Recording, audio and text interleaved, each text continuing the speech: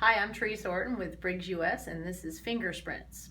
So in order to compete in this event, you're going to need a computer, a keyboard, and access to the internet. So to start this event, you're going to want to open your web browser and type in www.typingtest.com.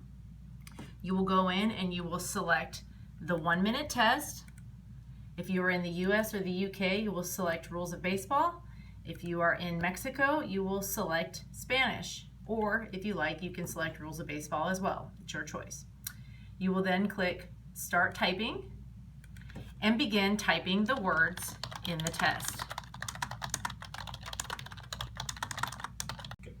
All right, when you complete your test, the website will automatically count your adjusted words per minute speed, and you're going to want to submit the highest adjusted words per minute score from your team. And that's Finger Sprints.